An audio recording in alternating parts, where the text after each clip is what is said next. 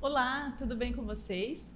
Seja bem-vindo a mais um episódio do Pode Falar Psi, um programa com o intuito de propagar a psicologia com conteúdos riquíssimos e apresentados de forma clara, simples e objetiva para você se atentar e cuidar da sua saúde mental. Para quem não me conhece, meu nome é Mônica Cassetari, sou psicóloga clínica, atuo aqui na cidade de Cacoal e Rolim de Moura. E hoje nós vamos falar sobre a ansiedade nossa de cada dia. A Organização Mundial de Saúde apresentou em 2019 que o Brasil está em maior índice de ansiedade e depressão. Muito obrigada por aceitar esse convite.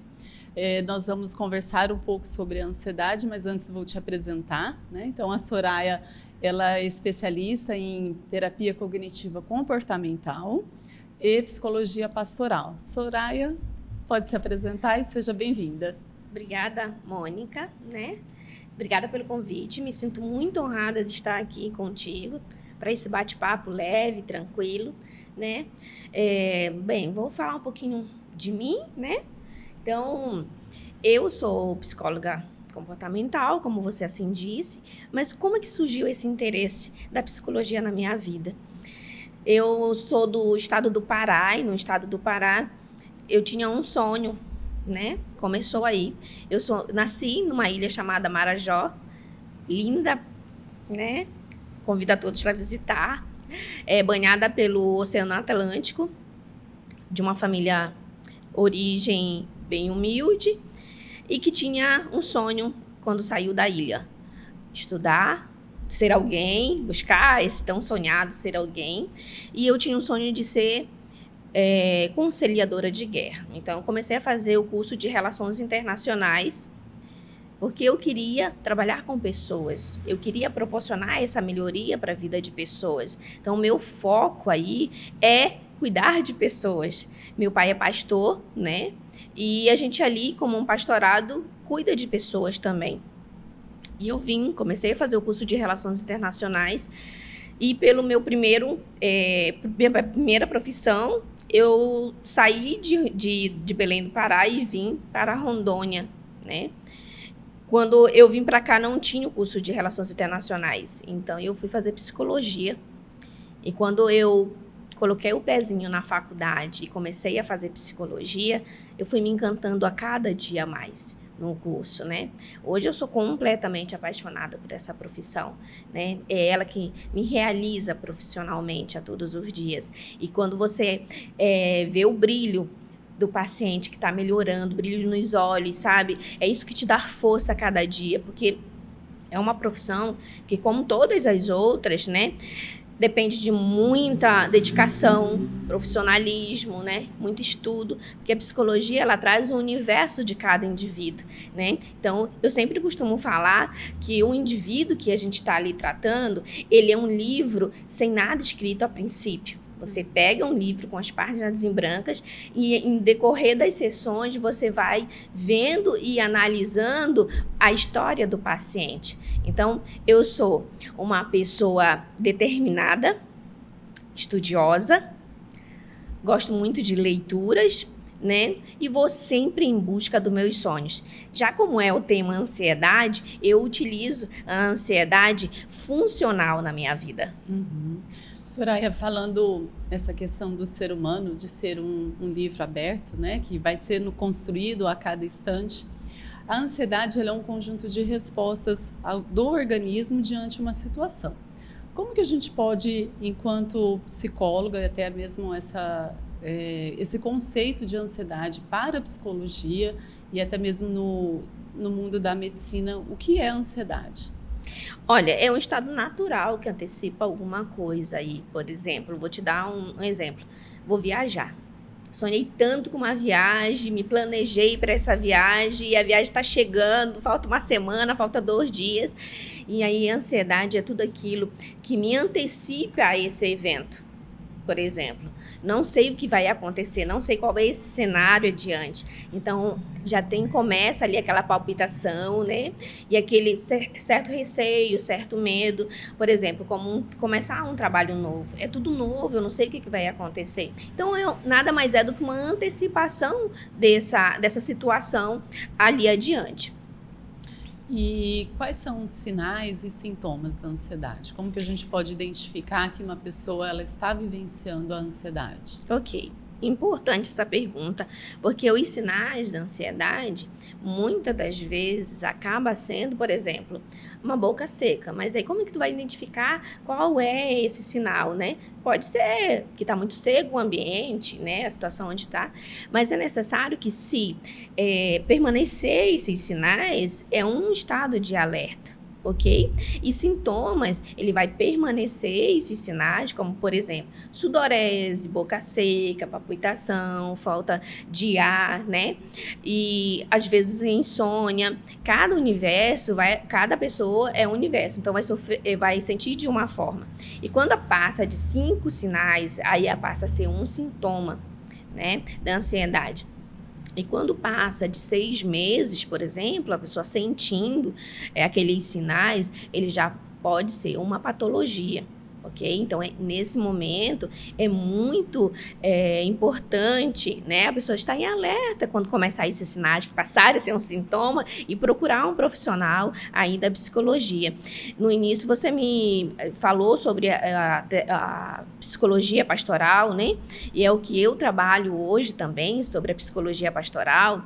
É muito interessante que tem muitas igrejas hoje que estão abrindo esse leque, né? Para que possa ser trabalhado.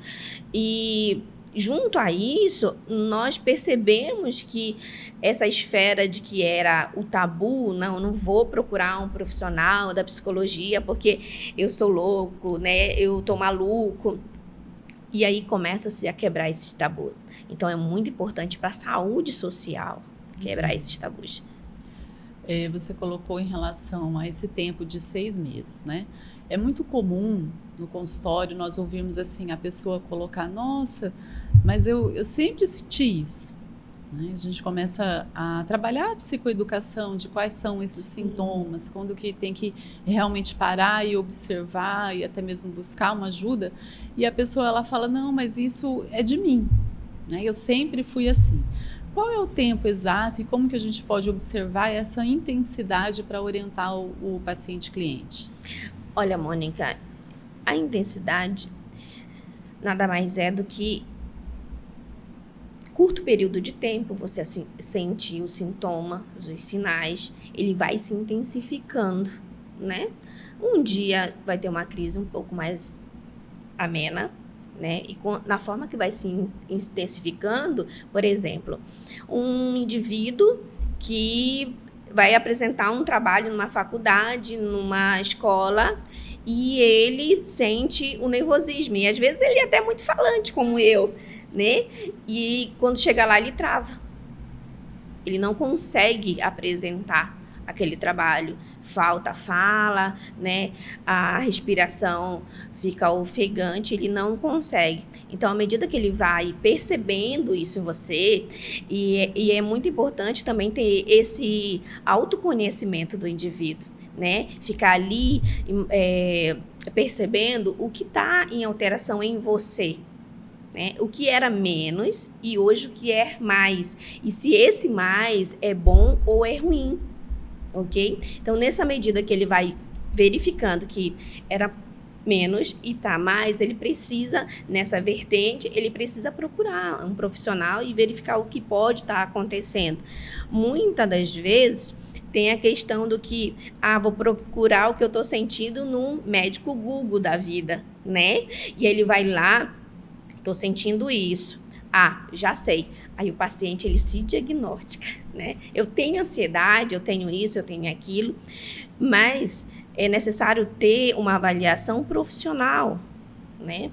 Ter essa vertente, esse olhar profissional para saber realmente, para estudar o caso de cada pessoa e verificar o que realmente pode ser, né? A mudança de hábito, ela traz essa situação para o paciente que ele pode ver com outros olhos essa possibilidade. Então, você que está aí nos assistindo, procure um profissional, não vá para o Google, né? Colocar seus sintomas, seus sinais, porque o Google, ele é algo geral, né? Genérico, né? Então, nós somos pessoas individuais, cada pessoa vai sentir de uma forma. Você, Mônica, pode sentir de uma forma, eu posso sentir de uma outra forma. E a ansiedade, todos nós temos aquele grau de ansiedade. Tem uns que sabem lidar com ela, tem outros que não sabem lidar, tem outros que começam a imaginar algo novo na vida deles, seja ela funcional ou disfuncional, né? Então, todos nós temos algum tipo e algum momento uma ansiedade aí, ou a flor da pele, ou controlada. Sim.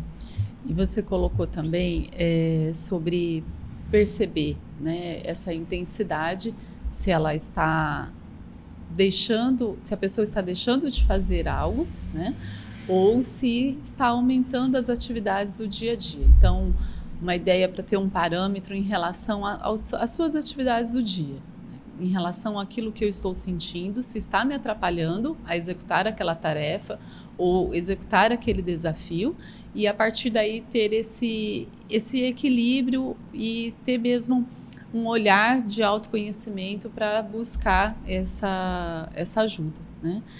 E aí a gente pode pensar nessa intensidade também quando eu tenho algo realmente para fazer, né? Eu tenho uma tarefa para executar, ou eu tenho uma prova, um trabalho para apresentar, enfim. Ou quando eu já começo a sentir esses sintomas, esses sinais, sem ter nenhum objeto concreto para executar, né? Então, isso também tem que ser válido, ressaltar isso. Exatamente, olha, quando isso acontece, ele pode ser sinais que essa ansiedade ela tá ali há algum tempo, né? E aí vai acontecendo, por exemplo, alguma coisa relacionada ao trabalho. Estou no meu trabalho, eu não dou conta algumas vezes de fazer aquela determinada atividade, né? E aí eu preciso investigar isso, né? Porque ansiedade você não vai sentir do dia para a noite, né?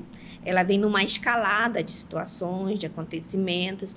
E nessa escalada de acontecimento, é por isso que precisa ter observância. Quando você tem observância, você consegue, né, dimensionar isso. Então, exemplo que eu falei de trabalho, eu estou no meu trabalho, mas às vezes eu não consigo mais fazer aquilo habitualmente que eu faço. Por que eu não consigo fazer essas tarefas que eu fazia comumente falando, né? Por que eu não consigo apresentar mais um trabalho? Antes eu era uma pessoa falante, expressiva, falava sem medo, sem isso, sem aquilo. Por que hoje eu tenho medo de falar? E a ansiedade ela está muito relacionada e anda intimamente ligado com o medo, né? E o medo é muito importante na nossa vida também, porque se ele estiver em grau baixo, ele vai ser prejudicial, né? Se ele estiver alto, vai ser prejudicial. Ele tem ali que estar na medida certa, porque o medo ele é importante para todos nós, né? Eu preciso ter medo para avaliar, para dar um passo a mais. É bom? Essa situação para mim é confortável, né? Agora, se eu não tenho medo, eu vou lá de uma vez e acabo fazendo algo que depois vai ter consequências para a minha vida. Então, eu preciso estar ali num grau que me deixe confortável para lidar com esse medo. Falando no medo e na ansiedade, a gente pode pensar também que nós, enquanto psicólogos, nós colocamos que há uma ansiedade funcional e uma disfuncional, que até você, no início do nosso bate-papo, você colocou que você usa as estratégias da sua ansiedade funcional para te aliar, para ser uma aliada sua a se movimentar. Então, o que a gente pode colocar para as pessoas perceberem essa ansiedade funcional e a disfuncional? Gosto muito de falar da funcional. Por que a funcional? Porque a funcional é o pensamento positivo da situação. Eu estou ansiosa, mas eu acredito que pode dar certo. Vou dar um exemplo meu, vou me utilizar como exemplo. Estava vindo para cá para fazer o podcast e eu falei assim, vai dar certo, vai dar tudo certo, né? Por quê? Estou usando o grau da ansiedade, que todos nós temos algum grau, para utilizar como funcional. Vai dar certo, eu sou competente, né? Eu sei da situação, eu entendo do tema. Então, essa é uma ansiedade funcional. Eu vou viajar. Nossa, eu esperei por tanto tempo essa viagem, vai dar tudo certo, tá tudo planejado, tá tudo pago. Eu já verifiquei onde que eu vou visitar e tudo. E eu vou usar ela como potencial. Eu posso potencializar isso em mim, ok? Dependendo do que eu estou potencializando, eu vou me realizar como profissional e como pessoa. Agora, a ansiedade disfuncional é aquele pensamento. Eu vou começar um novo emprego. Fui lá e fiz a entrevista. Nossa, mas eu vejo que eu não vou me dar bem com aquela chefia. Eu não vou dar conta de fazer aquilo que eu fui contratado para fazer. Então, essa é uma ansiedade que vai te prejudicar. Nada mais é a funcional do que usar o pensamento positivo e a disfuncional usar o pensamento negativo e acaba destruindo você, porque aí também gera uma baixa autoestima, né? Tem a questão do medo ser em grau elevado, irritabilidade, você não consegue fazer as situações que você planejou durante o dia, o teu dia a dia mesmo ali comum, não consegue, acaba que atropela as situações. E aí, quando ela passa a ser algo que te atrapalha de fato, porque tem um pensamento negativo que muitas das vezes não vai te atrapalhar, ok?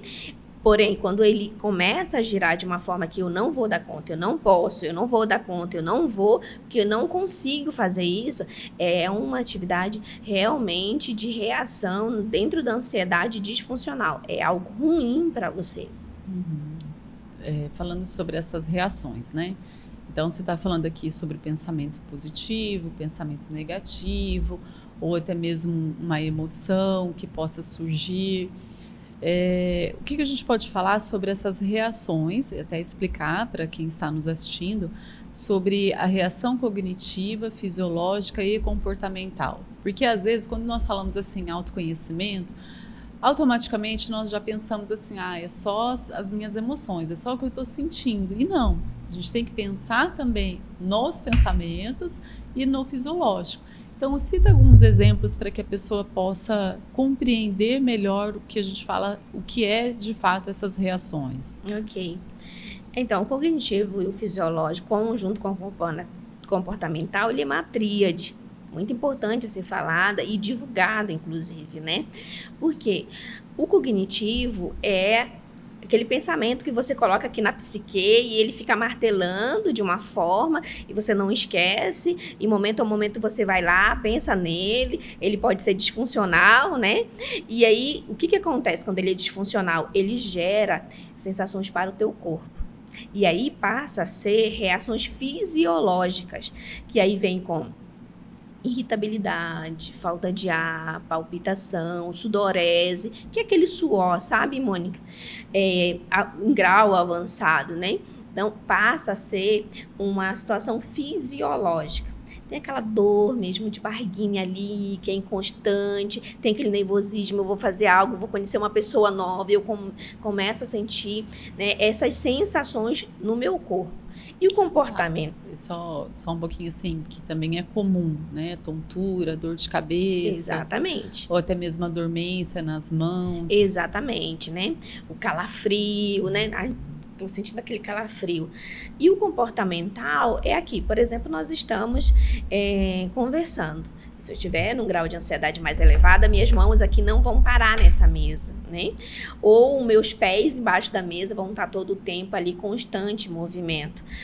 Ou então, estou num grau de ansiedade muito elevado, eu não consigo parar e ficar quieto em um determinado local. Eu ando em círculo, eu não consigo me sentir confortável em nenhum ambiente. Então, essa esfera seria o comportamental, de uma forma assim, bem simples, né, de entendimento. Sim. Nós temos que, enquanto estamos no consultório, né, fazendo esse acompanhamento psicoterapêutico, nós sempre orientamos assim a pessoa, e até mesmo nós analisando o quanto que ela se sente capaz para resolver determinada situação.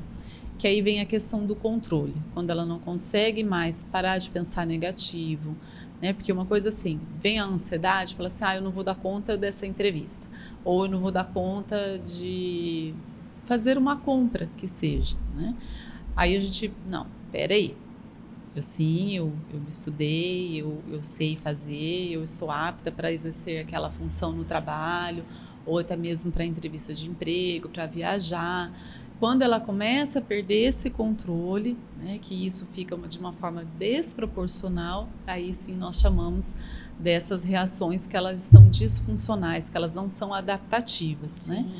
E aí, como enfrentar? O que a gente pode conversar a respeito da pessoa identificar que realmente está ansiosa, né? E buscar ali esse auxílio, buscar para enfrentar aquilo que ela está vivenciando.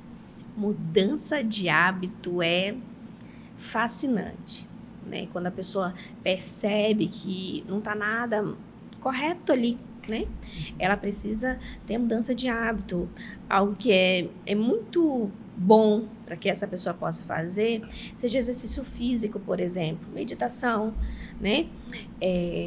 Vigiar seus pensamentos, né? E tentar mudar ele, procurar um profissional de psicologia para organizar esse pensamento, né? E é muito importante procurar esse profissional de psicologia, é ele que está preparado para ajudar. Então, essa mudança de hábito nesse contexto, ela é muito interessante e ela é muito válida para que possa ter melhorias, né, nessa situação que aparentemente se mostra como ansiedade. E até assim, quando não tem esse olhar, essa percepção, né, também deixar os ouvidos abertos para quem está ao lado.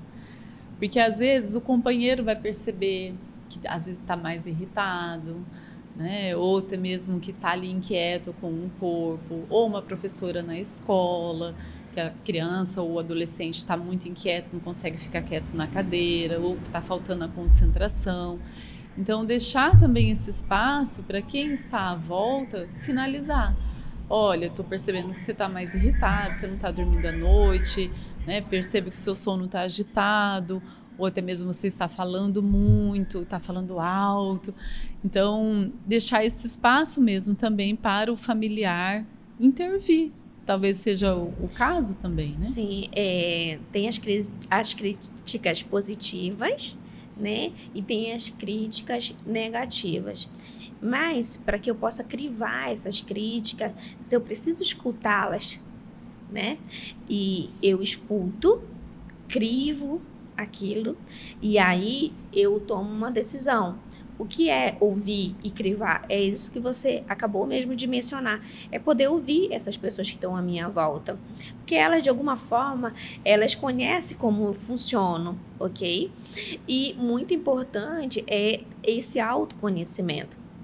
Quando você passa a se conhecer melhor, você sabe quais são os seus pontos fortes, quais são os seus pontos fracos, né? Como é que tá a balança ali das emoções em você, como é que você está lidando com as situações. E esse processo de autoconhecimento, ele é fantástico para esse momento. E aí, quando você tem esse conhecimento, que alguém chega para você como escola, um familiar, um amigo, que ele chega e fala, olha, pensa direitinho nessa situação que eu te falei. Então, ele vai ter a capacidade muito maior de ouvir, né? E pensar realmente o que precisa ser mudado, né?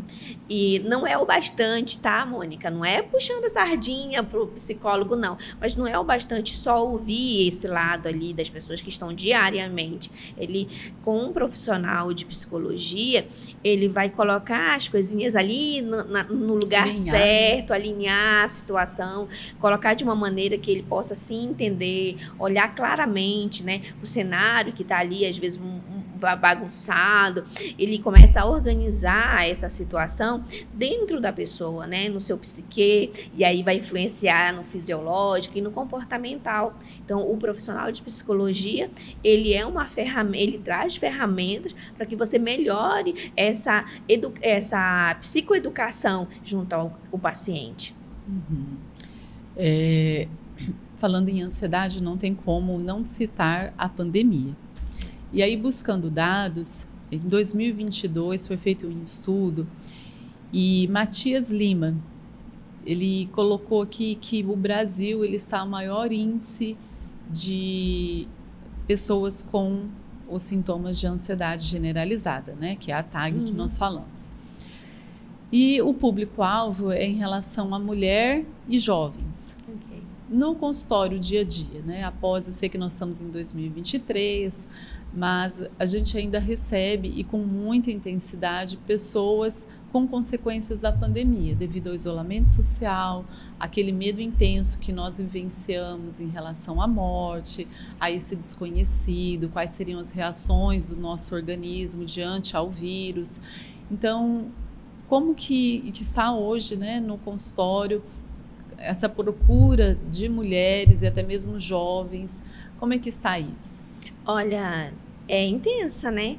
Porque foi um cenário geopolítico que mostrou-se a todos nós algo que muitos da nossa geração não tinha passado. Por exemplo, né? A minha geração não tinha passado por uma pandemia. Nós sabíamos em livros, né? No contexto, na história geral, mas na nossa geração ainda não tinha passado por uma pandemia. Então é algo muito novo, muito imediato. E para esse leque de situações, o que precisa ser feito? Precisa ser trabalhado. Eu vou dar um exemplo. Nós não estávamos preparados para ficar em isolamento social. Nós nem sabíamos o que era um isolamento radical social, né? E quando isso se apresentou, essa questão se apresentou a todos nós, que de uma hora para outra se alastrou muito rápido e que o indivíduo, ele não sabe, ligava a TV e aí na As TV... notícias o tempo todo. O tempo todo, e não tem cura, não tem cura. Os médicos, os melhores médicos do mundo não sabem como tratar, como fazer. Quando alguém saía, por exemplo, ao mercado para fazer compras, tinha que passar por fora de casa para tomar um banho fora de casa, para desinfectar, né, os produtos que trazia, e um medo constante de trazer, né, o coronavírus para dentro de casa, o medo da morte, o medo de enfrentar algo desconhecido, estava batendo na porta constantemente de todos nós. Nem batendo, né, Soraya? Exatamente. Então, essa situação fez com que a ansiedade realmente... Brasil, né, ele foi um dos campeões em ansiedade, né? Porque o Brasil é um país onde lida com as coisas muito naturalmente. Ok? Nós não temos guerra, por exemplo, há muito tempo. Nós não temos uma pandemia, nossa geração nem experimentou de pandemia. Então, nosso país, ele é muito comumente falado, um país bacana, tá todo mundo bem, tá tudo... Então, quando nós enfrentamos a nível Brasil, ele foi mundial, mas a nível Brasil foi muito difícil. Por isso que nós estamos aqui na pesquisa da Organização Nacional de Saúde, nós estamos no topo. Por quê? Porque nós captamos essa situação como algo realmente muito prejudicial para todos nós, né? E dentro do consultório, nós estamos aí, já voltamos às atividades normais há algum tempo, mas ainda assim, essa situação do coronavírus, ele é constante. Quando você vai fazer uma anamnese, que você vai buscar esse histórico do paciente, de como que ele começou a sentir, muitos deles estão lá. Sim, até mesmo não falando da anamnese, não tem como a gente não acrescentar como foi a pandemia, né? Como que ele vivenciou isso. Porque provavelmente, claro que a gente não está falando aqui com 100%, mas que pode sim ter se originado ali, né? E está trazendo essa consequência até os dias de hoje. Exatamente. Você colocou sobre a notícia, e aí me veio em relação a jovens e celular.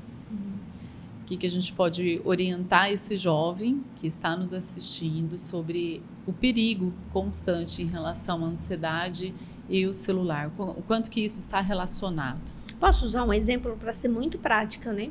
O jovem que está em faculdade, que está no colegiado, hoje nós estamos vivendo uma geração imediatista. Então, para pesquisar, ele não vai mais na biblioteca para pegar livros e livros e livros para consultar. Ele pega um celular e ele tem a resposta aqui do celular. Então, quando o jovem tem a incerteza do que não tem, por exemplo, na pandemia, não tem um remédio, como que ele vai lidar com isso? Né? Quando ele busca uma resposta na internet que não tem resposta, ele começa um processo que ele não está acostumado, porque ele está vivendo em um período que tudo ele sabe. Se ele vai para a internet, ele sabe, e a resposta chega em segundos. Então, é importante esse jovem analisar como é que tá, né? Essa respiração, essa palpitação, né? E esse processo de autoconhecimento que gerou essa preocupação para ele. Então, uma geração que está acostumada em tudo imediato, ela não está acostumada a ser frustrada. E aí a gente vai lá na criança. Quando você, né, tem uma criança, o processo de educação, que você não frustra a criança, ela também gera um processo de ansiedade. Aí quando você fala o primeiro não da vida dela, ela gera um processo de ansiedade, porque ela não sabe lidar com isso. E automaticamente, quando chega a esse processo de juventude, que ele não sabe lidar com esse processo de sem resposta. Ele procura e não tem resposta. E muitos deles não conhecem suas emoções. Eu estou sentindo algo ruim, mas o que é algo ruim? Será que seria angústia, uma tristeza? O que é isso ruim que ele sente dentro dele? Então, você, jovem, que está assistindo, né? Aí, procure se conhecer e procura conhecer as suas emoções, as suas sensações que você está sentindo, né? Então, a sua geração é uma geração linda, maravilhosa, vocês têm muito conhecimento, mas procure se autoanalisar para que você não possa ter um processo de escalada de uma ansiedade que vai se agravar com o tempo. E até pensando no tempo que esse adolescente ele fica no celular, que ele pode sim trazer a reações fisiológicas, né? Que isso vai aumentar a ansiedade. Então, qual seria a sugestão para ele deixar de ficar na tela ali, né? Porque até mesmo antes de dormir, que a gente já sabe que vai dificultar e atrapalhar o sono, né? Sim. Então, o que a gente pode sugerir para esse adolescente não ficar muito tempo no celular, e até mesmo para os pais, né, que estão nos assistindo? Limites de tempo seria interessante, limitar tempos, né? A psicologia da TCC é realmente criar uma agenda, né? E respeitar aquele processo até que ele vire habitual, né? Então, esse limite de tempo, de internet, né? De estar com o celular é muito interessante. Porque se você fica muito tempo na internet, você vai dormir muito mais tarde. Quando você precisa acordar um pouco mais cedo para ir para a escola, para fazer as suas atividades comumente, então isso daí vai atrapalhar. Então, limites da internet hoje, eu posso te dizer que ela é primordial, tá, Mônica? Né? Aí eu vou utilizar o celular tantos minutos, eu vou me atualizar e vou deixar ele um pouco de lado e eu vou pegar um livro para ler, eu vou fazer um exercício físico, né? Eu vou socializar com meus amigos. E os jovens hoje, quando você vai, por exemplo, em uma pizzaria, né? Cada um tá com o seu celular aqui do lado e eles não socializam ali como fala, né?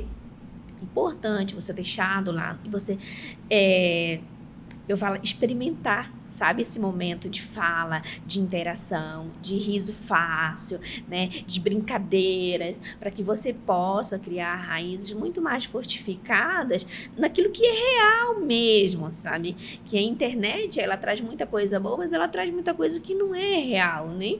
Então, faça isso, sabe? Socialize de uma forma que o celular ele não seja tão constante ali. Até quer tirar uma foto, vai, tira, posta, mas deixa ele no cantinho e procura aproveitar o momento com a família, por exemplo, né? Na questão, vamos fazer uma refeição junta, larga o celular do lado e ali interaja aquela refeição, café da manhã.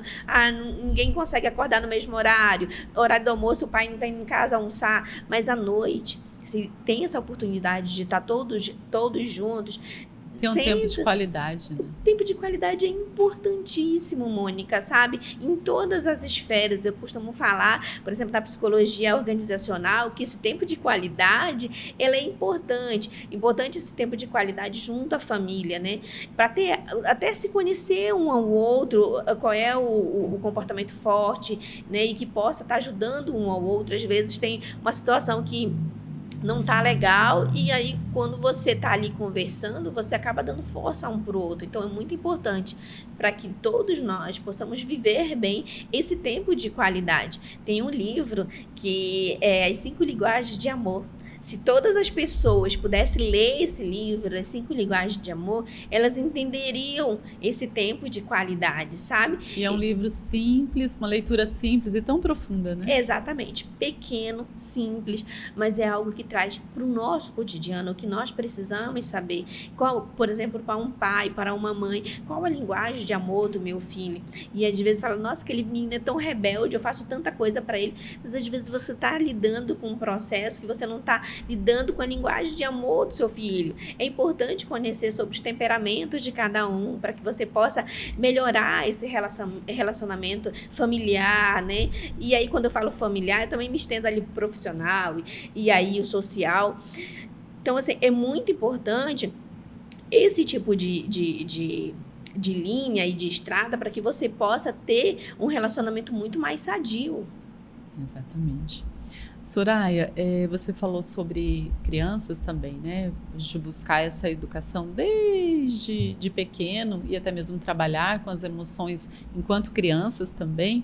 Como é que está hoje em dia essa ansiedade nas crianças? Como, enquanto pai e mãe, eu posso identificar se meu filho ele está ansioso, se ele está apresentando alguma característica da ansiedade ou até mesmo se é o comportamento dele ou, de fato, que seja ali uma irritabilidade voltado para algo que ele não ganhou naquele momento, ou se é um sintoma de ansiedade. Essa observância é muito válida e muito importante ressaltar. Por quê? Às vezes o seu filho vai apresentar alguns sinais que não é comum. Lá vou eu para o exemplo novamente, Mônica. Por exemplo, você não vê o seu filho constantemente com a mão na boca, roendo unha. E ele começa a apresentar esses sinais, né, de roer unha. Ele não fazia, mas ele agora começou a fazer. Chora muito, grita muito, né? Tem comportamentos ali que não para quieto. Então, esses sinais, é necessário ser observado, ser estudado, já que seu filho não tinha esses comportamentos, ele passou a ter esses comportamentos. E vale ressaltar aqui também que, por exemplo, aqueles pais que trabalham fora, que tem alguém que cuida dessas crianças, conversar com essas pessoas para que saiba, olha, o que está acontecendo, né? Tem algo de diferente que está acontecendo. Ficar um pouco mais ali, junto nesse sentido de saber o que realmente acontece com aquela criança, porque o pai e a mãe, eles são os principais agentes, né, dessa criança ali, de educacional e de amor e de cuidado. Então, eles precisam estar em constante observância e entender o que o que é normal, que eles entendem, e o que passou a ter sinais que não tá legal para essa criança. E quando ele observa isso, ele começa a algum tempo observar e verificar que não tá o que era antes. Uma criança que era mais calma, uma criança que ficou mais irritada, uma criança que não chorava tanto, uma criança que qualquer coisa hoje chora, uma criança que não levava a mão na boca para estar roendo unhas e hoje ela leva constantemente a mão na boca. Tem aquelas crianças que rói tanto que começa a sangrar, a machucar. Então, o que está acontecendo com essa criança a ponto dela começar a ter esses sinais e apontar sintomas dentro desse conjunto e que não era comumente aquela criança apresentar? É muito importante você ter citado sobre o cuidador, né? Aquele que está acompanhando a criança naquele momento. É claro que pai e mãe trabalham e é necessário trabalhar, enfim. Mas estudos indicam também que se pelo menos 15 minutos por dia você sentar e ler para o seu filho, isso já vai aumentar o processo cognitivo para que haja uma agilidade no processo de aprendizagem. E aí o que nós estamos vendo hoje é o contrário, né? A criança também está no celular, não só o adolescente, mas a criança também. Às vezes, para poupar o tempo dentro de casa, deixa lá a criança no celular ou até mesmo na televisão. E isso pode provocar, sim, os sinais e sintomas da ansiedade. Então, é muito importante colocar. Pensando em tratamento, né? Então, a gente tem que observar quando que é uma reação também natural do ser humano, a fuga. Então, eu começo a sentir ansiosa porque eu tenho que fazer determinada tarefa, eu começo a evitar, eu começo a fugir das situações, e é onde também é um sinal que isso ali está perdendo o controle, que realmente eu preciso procurar uma ajuda. Como que é, de fato, o tratamento para as pessoas que estão vivenciando a ansiedade? Como que a terapia cognitivo-comportamental trabalha? Ela tem excelentes ferramentas. Ah, psicodrama também.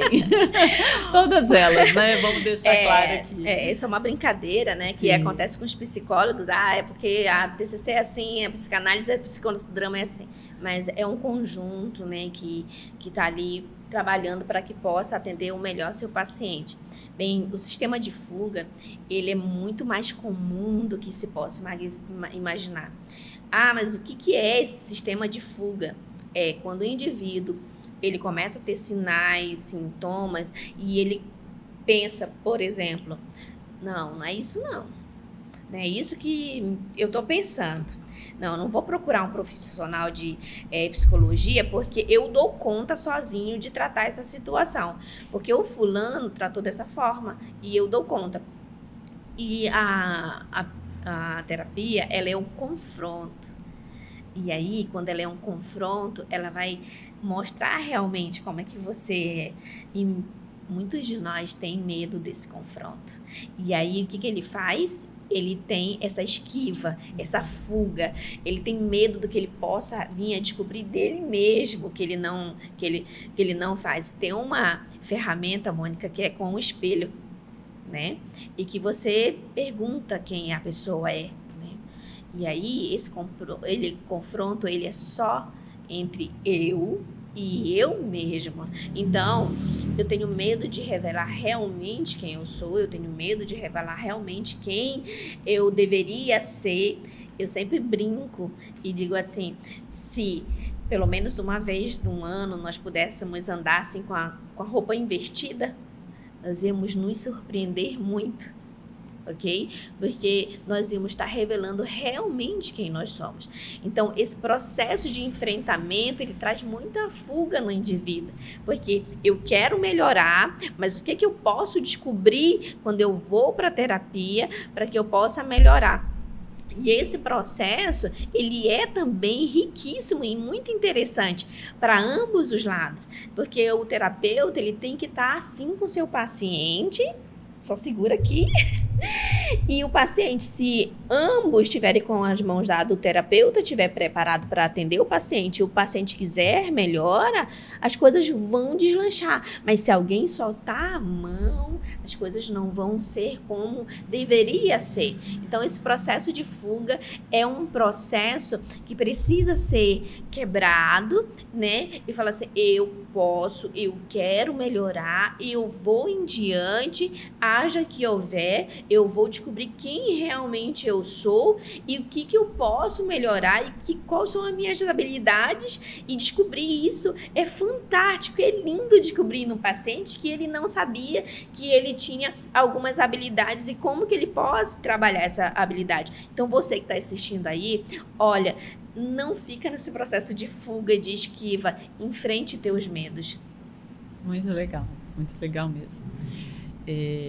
Vamos pensar assim, né, em relação a esse trabalho terapêutico mesmo, né? Então, nós vamos trabalhar, porque a ideia é reduzir essa sensação que o sistema nervoso traz, né? Sistema nervoso central. Então, existem técnicas que a gente pode orientar a pessoa a buscar, mesmo que ela não esteja em um acompanhamento psicoterápico, para reduzir essa excitação, para a pessoa relaxar, respirar e até mesmo cuidar da sua alimentação e de exercício físico. E aí tem outra também que nós falamos sobre, nós percebemos qual é o nível que a pessoa suporta esse enfrentamento. E antes de tudo mesmo, que agora tá me vindo que quando nós falamos em tratamento, nós temos que pensar na motivação, que é o que a Soraya acabou de colocar, né? O quanto eu estou disposta a enfrentar. Exatamente. O quanto eu estou disposta a parar de fugir dos meus sentimentos e buscar para resolver, né? Ter ali os resultados positivos e trazer essa ansiedade de forma adaptativa. E aí, o que você pode falar sobre essas técnicas mesmo que a pessoa, percebendo um sinal dessa ansiedade positiva, vamos colocar assim, porque a disfuncional nós vamos falar já já, mas uma técnica em casa que ela possa fazer auxiliando logo nos primeiros sinais da ansiedade? Procurando exercer uma respiração melhor, né? Então aí, se você verificou que a respiração está um pouco mais ofegante, está um pouco mais cansada, procurar adaptar a sua respiração, fazer um processo ali de 5 minutinhos ao dia, né? Uma respiração, levantou, faz aquele processo de respiração. Ah, olha, eu me senti bem, então faz 1 vez, 2 vezes ao dia, né? Esse processo de respiração. Exercício físico é muito importante, você pode fazer em alguma academia, você pode fazer em casa, né? Esse processo de pegar um livro para ler, assistir um bom filme, tempo de qualidade com a família, né? Tirar um pouco aquele pensamento que te coloca acelerando a tua psique e frear um pouco. Tem momentos na vida, Mônica, que a pessoa precisa colocar um freio. E não é vergonha para ninguém, sabe? Ele precisa se reorganizar. E organização, ela demanda tempo, mas é um tempo de qualidade. Quando você vai organizar algo, você precisa de um tempo. Esse tempo é de organização para aquela situação que você está. Então, isso é muito importante. Eu posso fazer isso dentro da minha casa, né? Quando você começar a ver aqueles primeiros sintomas que não é comum para você, então dá esse tempo de qualidade para você mesmo, sabe? Apreciar uma bela xícara de café, se você, não gosto de café não, mas eu gosto de um belo chá, organiza a tua mesa, toma um chá de qualidade com você mesmo. Você é a pessoa mais importante da sua vida, então dá atenção pro teu eu, para você, verifica o que pode estar desorganizado, né? E que se você dá conta de organizar sozinho, se tiver em grau elevado, você vai para um profissional. Mas começa a analisar esse processo, né? E começa a perceber que se você tiver essas mudanças de hábito, com certeza você vai melhorar. Eu tenho 2 meninas, né? Você sabe disso. E aí eu trabalho em casa e até mesmo no consultório orientando os pais a questão que a gente estava falando do relaxamento e até mesmo da respiração, que é cheira a florzinha e assopra a vela, né? Que aí isso vai ajudar Sim. o nosso organismo a mandar esse oxigênio para o cérebro e o cérebro, ele automaticamente já vai diminuindo essa reação e essa intensidade da ansiedade, né? E quando nós falamos aqui, né, que você colocou sobre essas técnicas que a pessoa pode falar nos primeiros sinais, e quando de fato ela está ansiosa, quando com um estado de ansiedade elevado, quando que ela pode e deve procurar um profissional da saúde, no caso psiquiatra ou até mesmo um médico de confiança? Quando esses sinais e sintomas passam a ser disfuncionais, que passam a prejudicar esse indivíduo. Então, nesse momento, ele precisa ser acompanhado, né, pelo profissional de saúde. E aí nós precisamos trabalhar cada dia mais para quebrar esse tabu, sabe? De procurar um profissional de saúde, seja ele psicólogo ou psiquiatra, né? Por quê? O psiquiatra, ele é um médico comum, Mônica. Nós, mulheres, procuramos fazer todos os anos nosso acompanhamento com o nosso ginecologista, ok? O psiquiatra é alguém que vai entender da tua psique, ok? Importante que acompanhamento psiquiátrico... Quem está tendo acompanhamento psicológico necessariamente tem que ser encaminhado psiquiátrico? Não. Vai ver a evolução das sessões que você vai tendo, e aí se o psicólogo entender que ele precisa encaminhar, ele vai estar encaminhando, porque aí precisa de medicamentos. O psicólogo não passa medicamento, não prescreve medicamento, mas o psiquiatra sim. Então, quando o psicólogo ele entende que essa situação que o paciente dele está vivendo precisa de um medicamento, ele vai fazer esse encaminhamento. O psiquiatra vai observar a situação e vai passar um medicamento para ele, né? E esse medicamento, ele vai ser passado para reduzir aquelas situações que você está sentindo. Mas, para você tratar a raiz daquela situação, você vai voltar no psicólogo. Então, é importantíssimo. Psicólogo e psiquiatra é uma linha que vai andar desse jeito, né? Ah, mas eu estou no psiquiatra, eu não quero ir no psicólogo. Olha, eu aconselho você estar no psiquiatra e no psicólogo. É muito importante essa junção dos profissionais, tá? Muito bem. Soraya, para encerrarmos, né, gostaria que você pudesse colocar uma frase para quem está nos assistindo nesse momento, para realmente se perceber ou até mesmo estar percebendo, se identificando com aquilo que nós conversamos aqui. O que você pode orientar para encerrar e fazer um geralzão do que foi falado? Ok, nós falamos de muita coisa, né? Nós não nos atentamos somente na ansiedade. Mas, enfim, você que assistiu, que ouviu, né, que busca por essa situação, é um conjunto, é um misto de situações que você pode estar analisando em você mesmo. O que eu posso deixar aqui, Mônica, é que as pessoas possam lá vir perceber, estar mais alertas com esses sinais, né, com esses sintomas, e que eles procurem um profissional qualificado para que possa haver esse atendimento qualificado. Porque esse profissional, ele tem ferramentas para ajudar no processo terapêutico.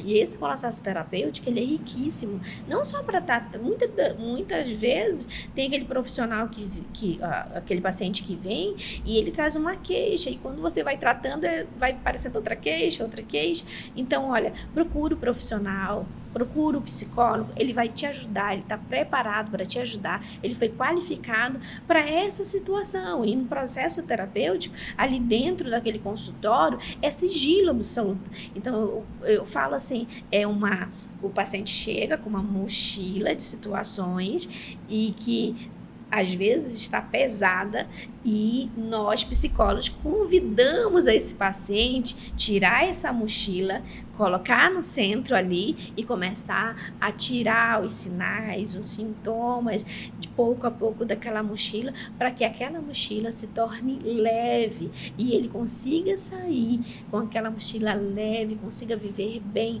Então esse é um processo que não é do dia para a noite, você não vai melhorar numa única sessão, ele é um processo que demanda tempo, é um tempo de qualidade entre o profissional e o paciente. Então, esse processo, ele é riquíssimo, porque é um processo que você vai estar desabrochando e tendo entendimento das reais situações que você está vivendo.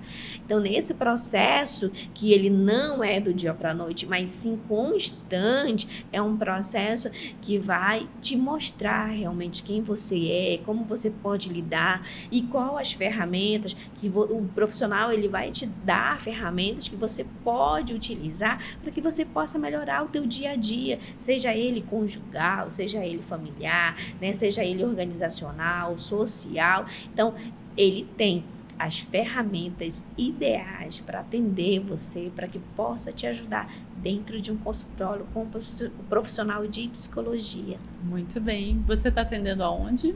Eu atendo em Rolim de Moura, na Clínica Iroca, né? Atendo presencial e online, né? Qual a sua demanda? A minha demanda é adultos a partir de 18 anos. Adultos e idosos. Exatamente. Adultos, jovem adultos, idosos, adultos Isso. e idosos. Exatamente. Qual o telefone, Soraya, para nos encontrar? Bem, Pessoas te meu encontrar. telefone é 69984 26 6359. Muito bem.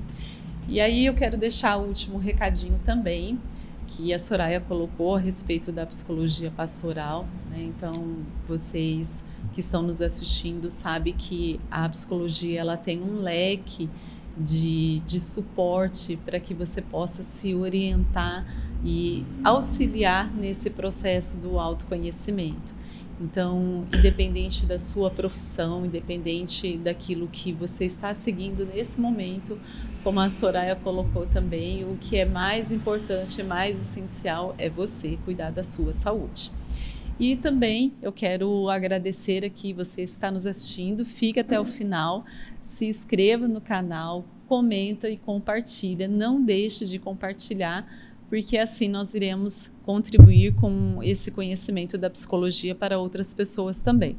Quero deixar o meu abraço para Cacoal Notícias. Fale com o Max se você quiser divulgar o seu negócio, a sua empresa ou até mesmo o seu trabalho. Entre em contato com Cacoal Notícias e converse com o Max Rodrigues, que ele vai dar visão no seu sonho. 984329312. E também, um dos nossos patrocinadores, quero deixar o meu abraço ao Júnior Silvério, na verdade, da Universidade Cruzeiro do Sul Virtual, Polos Rolim de Moura e Cacoal. Se você está pensando no seu futuro, venha estudar conosco. Soraya, então, mais uma vez, muito obrigada pelo convite. Pessoal, fiquem atentos para mais episódios do Pode Falar Psi. Até mais!